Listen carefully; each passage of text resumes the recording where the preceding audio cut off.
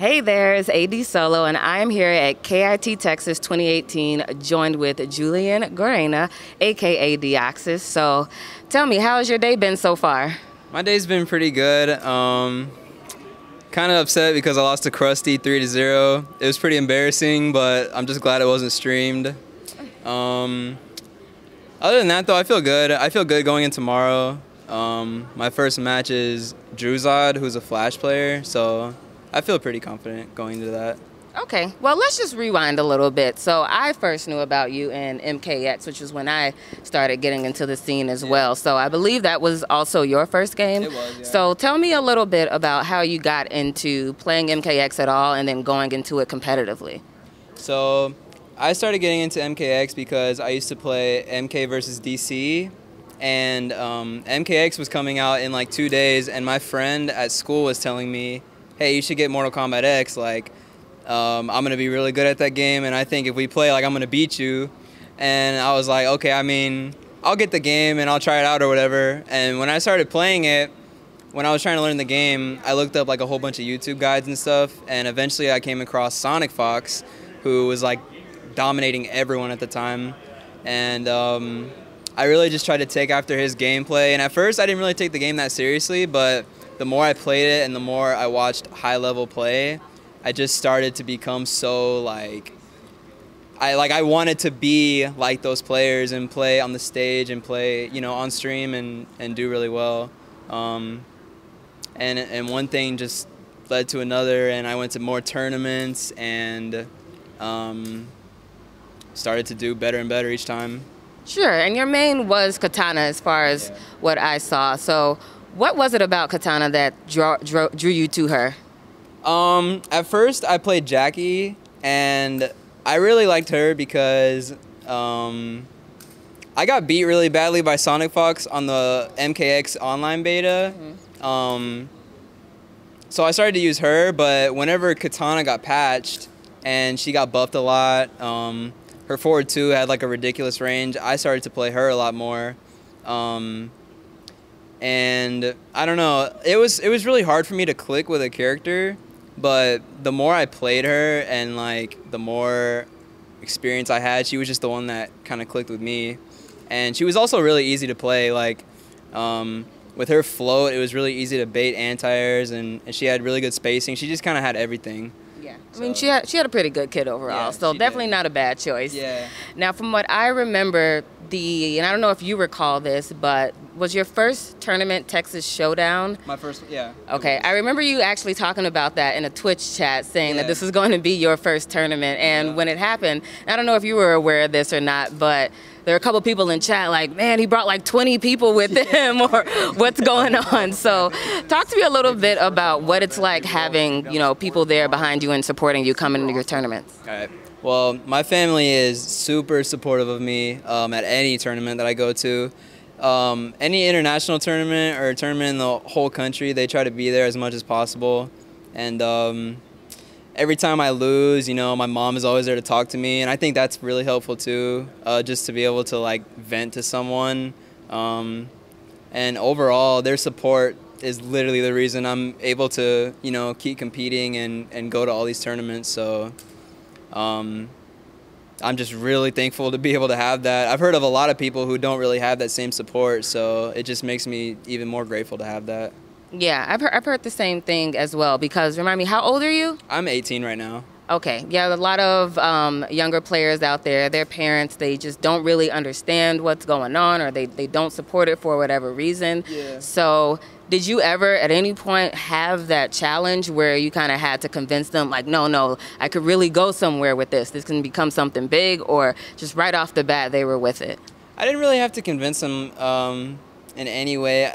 It kind of started with online tournaments, and I was doing really good in those, and they just kind of saw like the whole process of me kind of coming up.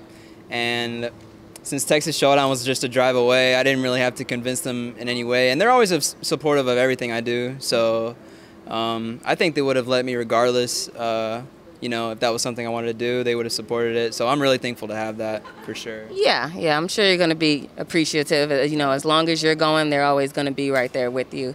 Now, fast forward a year later to Texas Showdown just a few months ago, you actually won that. So congratulations. I think I've told you already before, but congrats on that.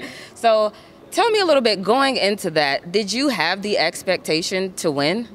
To be honest, weeks leading up to that, I was literally only playing Dragon Ball. I would play Injustice like here and there, but like it was around the time where Injustice was like starting to die off and everyone just thought it was kind of boring. I thought it was boring too. Sure. And then Texas Showdown comes around and I made top 8 winners. I really didn't even expect to do that well because my main focus was Dragon Ball. I didn't even get to play in Dragon Ball because I showed up late, so it didn't even matter anyhow. Yeah. But yeah, after I started doing well, and I think I beat like White Boy and then Scar, I was like, I really couldn't believe I was in that position because I really hadn't been playing the game. But I feel like playing Dragon Ball kind of helps you play Injustice because it's so much faster, and when you go back to Injustice, everything just slows down, and you also don't make the same mistakes because you're not really autopiloting as much. I feel like if you play Injustice for like long periods of time, you just start to like not think about what you're doing. Like at least I do. So I feel like playing Dragon Ball really helped me do well in Injustice, and I really did not expect to do that well at all. Yeah. And you did. And in talking about that, and now that we're on Injustice, the characters that you choose to play, right? Yeah. So you were pretty much known as the top Blue Beetle player in the scene. It's like, that's me. Yeah, that's me. I hold that title pretty well. That's okay. So how did you go about choosing Blue Beetle? Because he is such an execution-heavy character, and a lot of times that turns people off. They want to do stuff that's maybe a little bit easier. Yeah. So I've never seen you go towards, you know, those top tiers, the Black Adams, the Catwoman's, Aquaman, when he was good. Right. So what was it about Blue Beetle that attracted you? Well, at first I started playing Scarecrow, and I thought I was really going to like him, but the more I played him, he just became the most boring character to play. So at first, I was actually in like a character crisis. Like I was trying to play like Harley, Supergirl. I thought I was gonna play Black Adam, but I played Atai a lot. He was like the best Blue Beetle at the time, and he was kind of the one that created the character. Like he found all the setups, he found all the combos, he found everything. And the more I played him, I was just like, wow, this character's a lot like Katana. Like, why am I not playing this character? And like no one plays him, so. I kind of like the aspect of like a character not really being well known because people are not going to have a lot of experience against him. Sure. So Blue Beetle was just like the perfect fit for me. And the more I played him along with Supergirl. And it was like after Absolute Battle, I just said I'm not going to play Supergirl anymore. And I literally just focused on Blue Beetle. Wow. So it ended up working really well. I kind of thought that he had potential. I remember it was in a time where people really thought that Blue Beetle was like, he really was not able to compete with anyone. And Atai was really the only one using him to his fullest potential. So I don't know, it just kind of inspired me. So and Atai, yes, he was very, very good with that Blue Beetle, and he always comes up with all the swaggiest combos and everything out there. So with Blue Beetle, in addition to that, you played Cyborg. Again, these are characters that people look at like, they're not that great, so I'm not really going to try to flesh them out that much. Do you feel like that may happen a little bit too often, where people don't truly give a character a chance? It definitely happens all the time. I feel like there's characters who aren't fleshed out and people just kind of give up on them. And then I feel like there are characters who like people give too much attention to because they're so easy to use. And so they kind of like overrate them a little bit. But there's definitely characters that people don't give enough of a chance. And I think that's mostly because some characters really just take the highest level of play. And like, even though Cyborg is like a really straightforward character, like you just really have to like zone with him. He has a lot of losing matchups, and I think that kind of draws people away, and it makes them think like, oh, like he's not that good of a character, which is kind of true. Like he's not on the same level as Catwoman and, you know, Black Manta because they lose like almost no matchups. But Cyborg is a really good utility character, and that's kind of what drew me to him, because I have a lot of problems with characters like Green Arrow and Aquaman, and Cyborg does really well against both of them. And I really like him as a character too, again, because no one really plays him, and I think his playstyle is cool. A lot of people think it's lame, but I like the setups that he has, so that's kind of what drew me into him as well. So yeah, no, that's understandable. He's a pretty cool character, and I think maybe sometimes when people see all of this stuff going on, they're just not sure what to do. There's a Roomba and there's stuff he's going in the air and just shooting. It's like, I don't know. Overwhelmed, yeah. They maybe get overwhelmed by it. But, kudos to you to taking, two characters like that and fleshing them out even more. Yep. So the other thing I wanted to talk about is your clan. I'm not going to say it. I'm going to let you talk.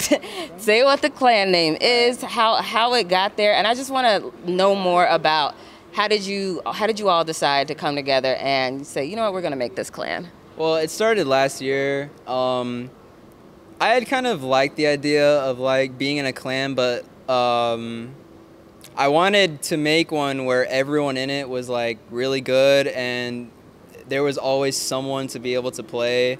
But I also didn't really want it to be like a super serious thing. Like I know a lot of other clans take like clan-related things really serious, and I just didn't really want that. So when I made it, it was because it was really hard to find people to play. So I just contacted like everyone that I thought was good or had potential, and we just kind of created this little clan together. And it's called the Salty Spittoon. At first, I didn't know what to call it, but we figured that was like a decent name, so we just stuck with that. Yeah. You figured that was a decent name? That was a pretty decent name, so yeah, we stuck with that.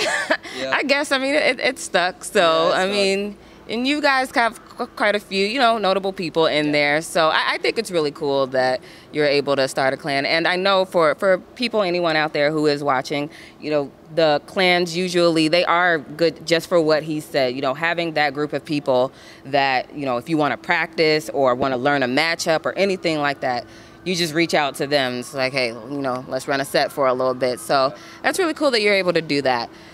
So getting back to where we are now, KIT, you did make top 8 here. So what are you feeling like going into top 8 tomorrow?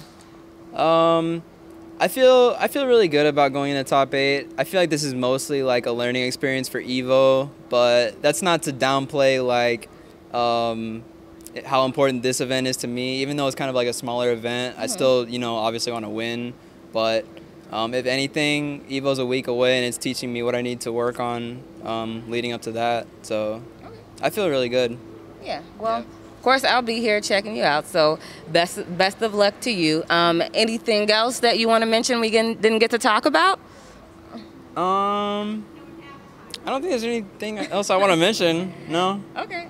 We're cool. Well, good luck tomorrow. Thanks so much for talking to me today, and thank you guys for tuning in.